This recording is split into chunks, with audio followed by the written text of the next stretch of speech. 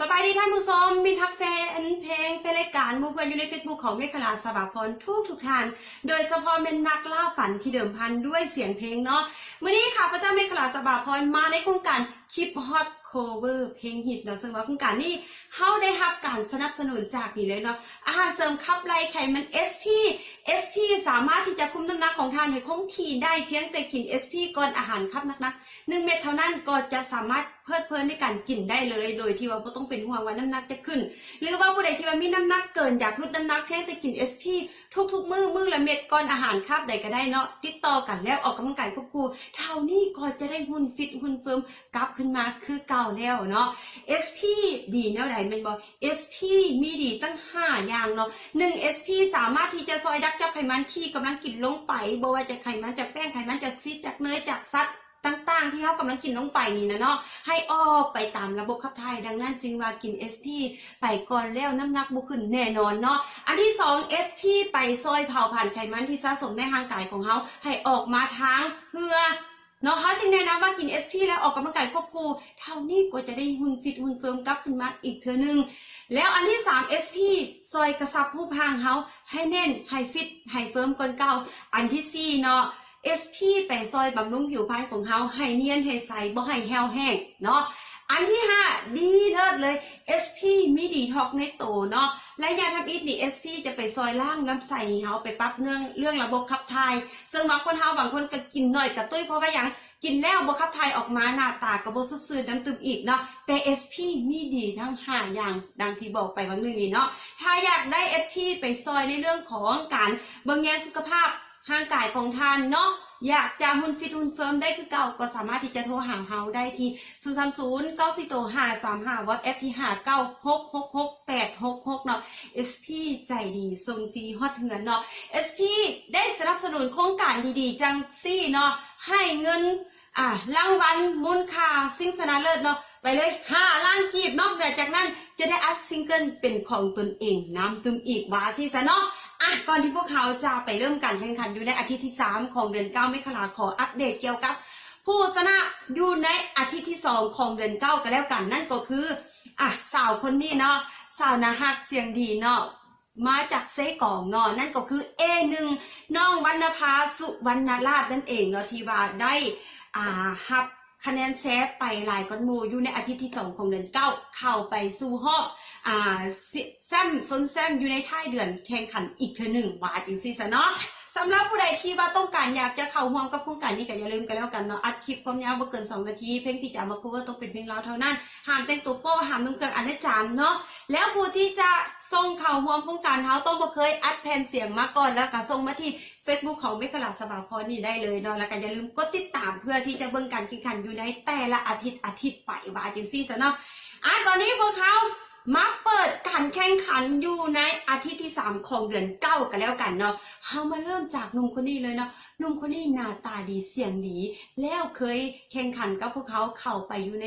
รอบประจำเดือนกันแล้วว่าจังซี่ซะแต่ตอนนี้เพิ่นบ่ยอมแพ้จิตใจศิลปินต้องสู้ต่อไปว่าจังซี่ซะเนาะนั่นก็คือน้องติ๊กนั่นเองเนาะน้องติ๊กแก้วคุณเมืองเพิ่นมาในผลงานเพลงคอยน้องคืนอุดมไซ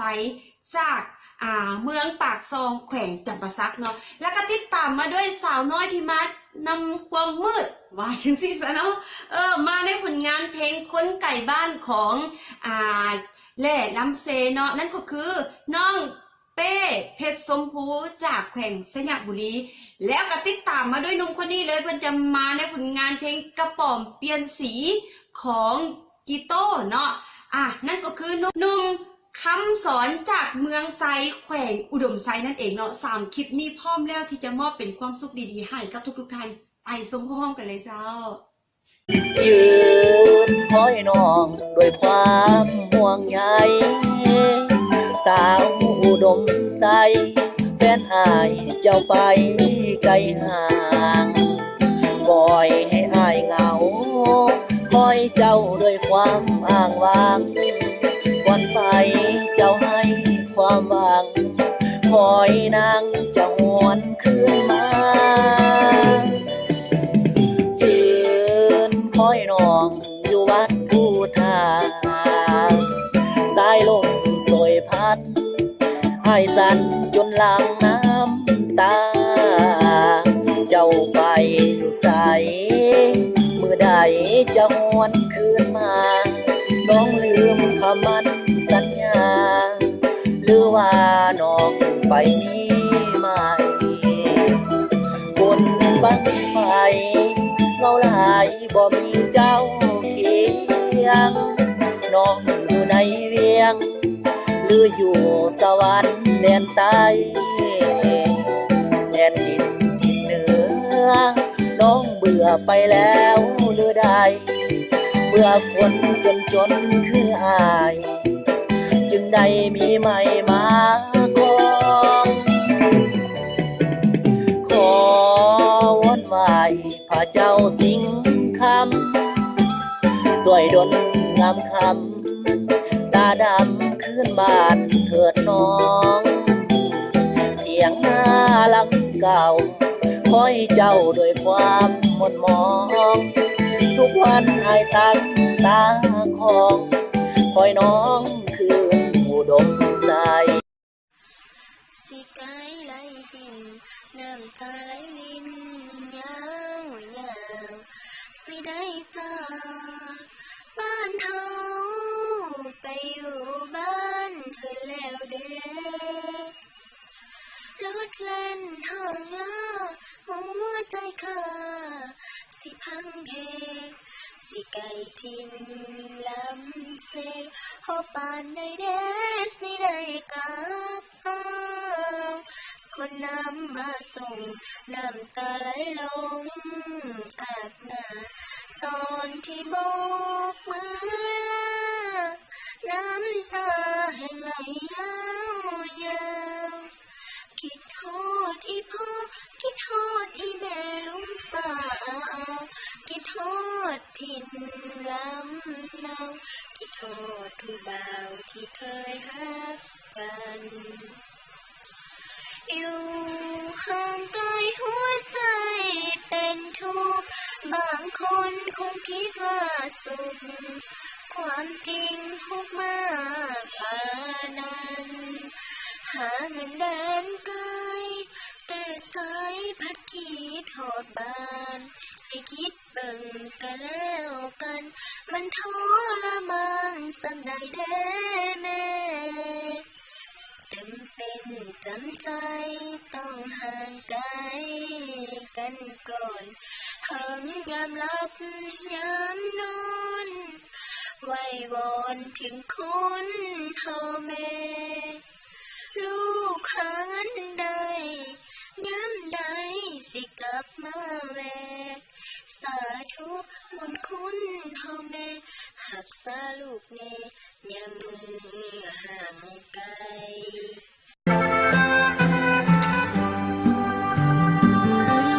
เฮ็ดได้บ่น้องนี้อย่าสั่งเด้อลาอ้ายนอนภาวะเมื่อฮู้ว่าเจ้าเปลี่ยนใจหัวใจทั้งเจ็บทั้งจนต้องทนฝืนกลืนน้ำตาภาพเก่าที่ลอยมาอ้ายหูสตาของตัวเองเรื่องพังใจที่เคยสัญญาจะได้บอกเก็บคำว่ารอผิดหวังซ้ำมาซ้ำไปมาอกหักอีกแล้วน้องยังมาป้นหัวใจหนีจากไปเหลือไว้แต่ความทรงจำไอ้กอดอยู่แต่ในความเหงาส่วนโตเจ้ากอดเขาทั้งคืนสุดจะฝืนใจยังห่างผู้บ่าวพายหางสอนคนหน้าตาดีกระปอมเปลี่ยนสีไปจนได้คนที่ฮักกลับมาเหยียบใจเฮ็ดกันได้ลงคอ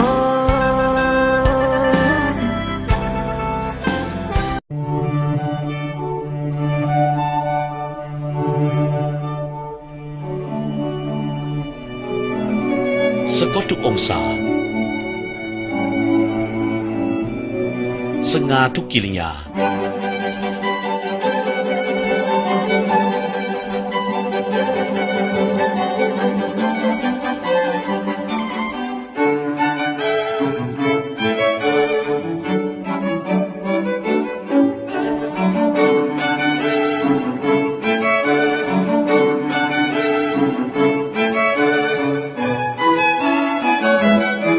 SP Slim Perfect ผลิตภัณฑ์อาหารเสริมขับไล่ไขมัน SP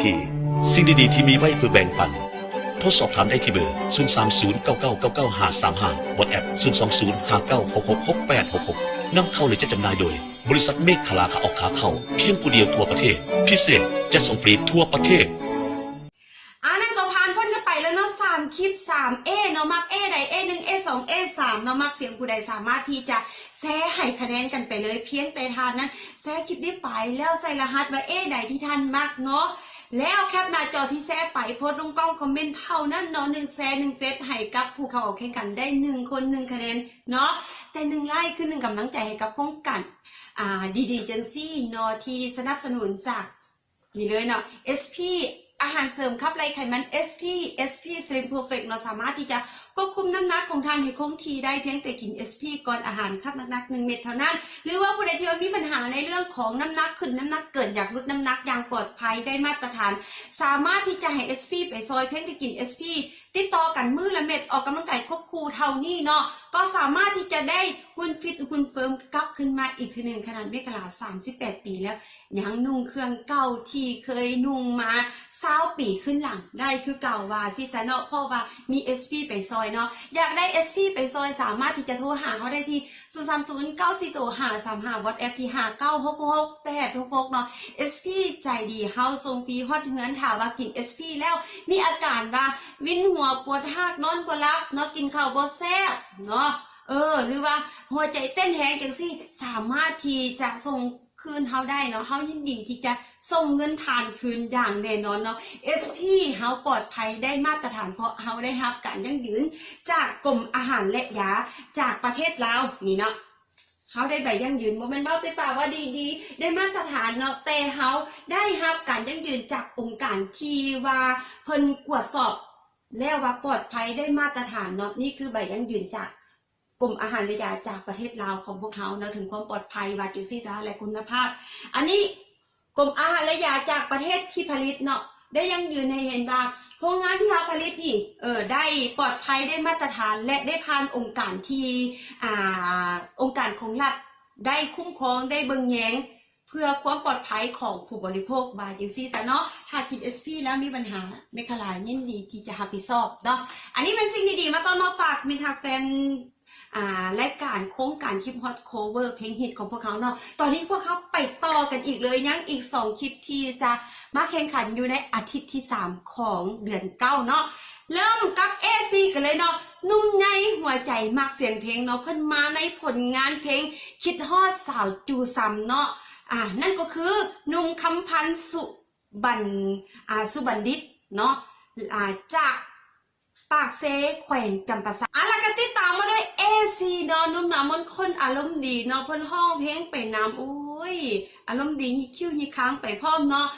เพิ่นมาในผลงานเพลงสาวไซธานีของไอสุริกรเนาะนั่นก็คือนุ่มแป้นเข็มทับดีไซน์เนาะจากเมืองศรีโคตะบองแขวงนครหลวงเวียงจันทน์เฮานี่เองเนาะ2คลิปนี้พร้อมแล้วที่จะมอบเป็นความสุขความทรงจำดีๆให้กับทุกๆท่านเนาะไปชมพร้อมๆกันเลยเจ้าหลายปีจากไปคิดฮอดบ่หายน้องสาวจูซ้ำคิดฮอดสาวพลคำสาวโพใสสำเนื้อขาวผ่องไม่วอนอยู่บ้านเพิ่นใสไมตรีบ้านนาทุ่งจองนาทองสาวงามแก้มบองยังสุขสมปองทุกคนบ่นาคิดฮอดแก้วตายิ่งถามข่าวมาบ่แม่นแถลงอยากขอมานั่งแยงสาวสีแพงไม่ทองนองลาใส่เดสาวบ้านมีสุข อย่าให้อายทุกซอกหานาเวียงนัดกันเถื่อนาจะมาเยี่ยมยามแวะกินข้าวงานบ้านนาลิวอยู่ทรงเรียบฝั่งน้ำซ้ำหินสาวลงอาบน้ำใต้ฟ้าสีครามยามบ่ายจนทรงลุยข้ามน้ำซ้ำน้องยังบิดน้ำใส่อายสาวทัดเมืองพัดห้องมาใส่อย่าลืมเนื้ออายน้องสาวหัวพันก่อนจากน้องไปเอิ้นสังคนใจขอลาก่อนนะบ่ดนอายจะกลับมาหน้าสักกางอย่าลืมคำมันสาวนาน้องบัวกับมงน้องกับส่งอายคืนนั้นถึงแม้หลายปีพ้นผ่านสำเนียงน้องนั้นอายยังบ่ลืมน้องงามเป็นหนึ่งสุดหนึ่งสาวใสธานีเจ้าสดสวยโสพีสมที่เขาลือเขาสาผู้สาวทิ่นได้ใกล้ขนาดน้ำมายังไทยแพ้การดาเหลือคำเขาก้าวขานสาวใส่น้ำเงื่อมอายบ่ลืมว่าจาหัวใจอายควรหาให้พบแก้วตาคืนนั้นสมคำเขาลืออายเชื่อถือความสวยลาวันทั้งหูพันผิวพันรอยยิ้มก็หวานสาวหันเงินแย่อาชีพทำนาหาปลาอยู่ตามสายทานว่าจะน้องอ่อนหวานได้ฟังสะท้านดวงแดงนิ่มนางสักส่วนแก่มวลผู้คนมาแววยุทธการเพื่อนแท้งามจริงแต่สาวใจธานีเมื่องามจะจากอายอะไรเพื่อนแท้หากใจน้องบ่เปลี่ยนแปลงจะบอกพ่อแม่มาขอทันทีย่านบุญบ่สมหลงคาลมสาวใส่ดานได้แฟนสวยน้ำใจดีถือใจอีหลีสาวหันเงินแท้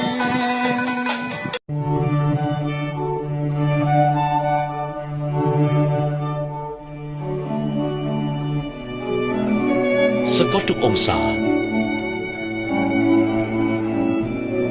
สง่าทุกกิริยา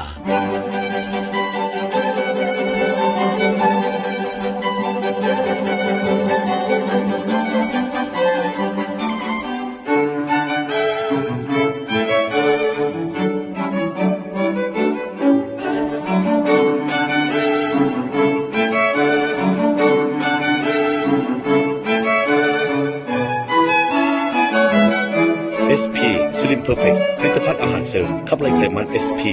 สิ่งดีๆที่มีไว้เพื่อแบ่งปันโทรสอบถามได้ที่เบอร์ 030999955 WhatsApp 02059666866 นำเข้าหรือจะจำหน่ายโดยบริษัทเมฆขลาขาออกขาเข้าเพียงผู้เดียวทั่วประเทศพิเศษจะส่งฟรีทั่วประเทศอะไรก็ผ่านพ้นจะไปเนาะ5คลิป5ผลงานเพลงโคเวอร์จากน้องๆจากอ้ายที่อยู่ทางบ้านที่ส่งเข้ามาร่วมโครงการคลิปฮอตโคเวอร์เพลงฮิตของพวกเขานี่เนาะถ้าว่าผู้ใดที่ว่าสนใจอยากจะเข้าร่วมโครงการนี้ก็ยังฮับอยู่เด้อเนาะเพียงแต่ทางนั้นอัดคลิปความยาวบ่เกิน2นาทีเนาะเพลงที่จะมา cover ต้องเป็นเพลงลาวเท่านั้นห้ามแต่งตัวโป้ห้ามเต้นอนาจารผู้ที่จะ cover ผลงานเพลงเข้าร่วมโครงการคลิปฮอต cover เพลงฮิตต้องบ่เคยอัดเพลงเสียงมาก่อนแล้วก็ส่งเข้ามาที่ Facebook ของเมฆลาสบาพรพร้อมด้วยบอกว่าเพลงที่เอามาcover นั้นชื่อว่าจังใดต้นฉบับไผ่ห้องท่านนั้นชื่อหยังนามสกุลหยังและปัจจุบันอยู่บ้านใดเมืองใดแขวงใดแล้วก็ส่งมาที่ Facebook ของเมฆลาสบาพรนี่ได้เลยแล้วอย่าลืมกดติดตามอยู่ Facebook นี่เด้อติดตามว่า คลิปของท่านนั่นจะเขาจะลงแข่งขันอยู่ในอาทิตย์ใดเพื่อสิ่งรางวัลเงินสดมูลค่า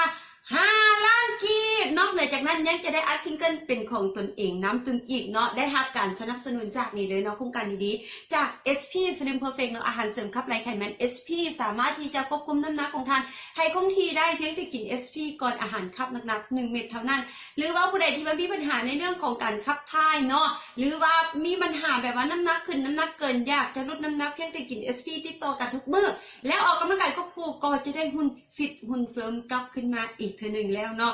SP เนาะดีและก็ปลอดภัยน้ำตึมอีกเพราะว่าเฮาได้รับการยั่งยืนจากองค์การอาหารและยาจากประเทศที่ผลิตและประเทศลาวเฮาเหียบห้อยแล้วเนาะนี่คือใบยั่งยืนจากกรมอาหารและยาจากประเทศลาวของพวกเขายั่งยืนถึงคุณภาพความปลอดภัยให้กับผู้บริโภคเนาะนี่คือใบยั่งยืนจากกรมอาหารและยาจากประเทศที่ผลิตเอาถึงว่าโรงงานที่ผลิตนั้นเฮาปลอดภัยอย่างแน่นอนเพราะว่ามีภาคส่วนรัฐได้ไปตรวจสอบคุ้มครองอย่างได้มาตรฐานสากลแล้วเนาะอย่าลืมกันแล้วกันอยากได้ SP ไปเป็นตัวซอยในการรักษาน้ำหนักคุมน้ำหนักหรือว่าลดน้ำหนักก็อย่าลืมโทรหาเมฆลาได้เลยที่030942535 WhatsApp ที่5966686หรือว่าผู้ใดที่ว่าต้องการอยากจะสอบถามอีกอย่างสามารถที่จะทิมอยู่ในคอมเมนต์ได้เลยเนาะอย่าลืมกันแล้วกันเนาะเบิ่งท้ายคลิปว่าอาทิตย์หน้าเนาะอาทิตย์ที่4ของเดือน9เขาจะมีคลิปใดในลงแข่งขันสำหรับอาทิตย์นี้เมฆลาต้องลาไปก่อนบ๊ายบาย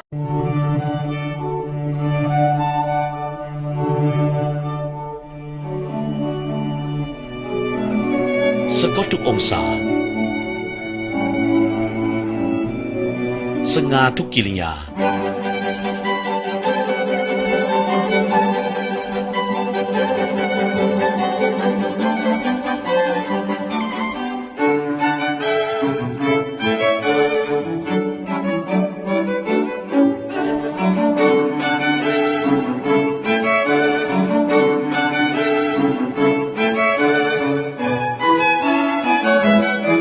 SP Slim Perfect ผลิตภัณฑ์อาหารเสริมขับไล่ไขมัน SP สิ่งดีๆที่มีไว้เพื่อแบ่งปันโทรสอบถามได้ที่เบอร์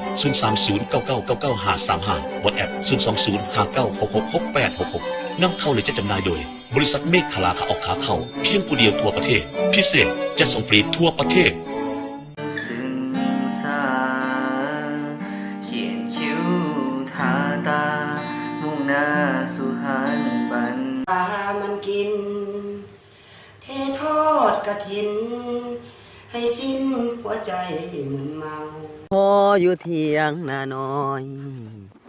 สองเฮานัดกินอีน้อยหอมอ้อมหอยแสบซอยสุขอายบอกกล้าแสงถ้าแพงยานอันตรายอายมากายมงอานุง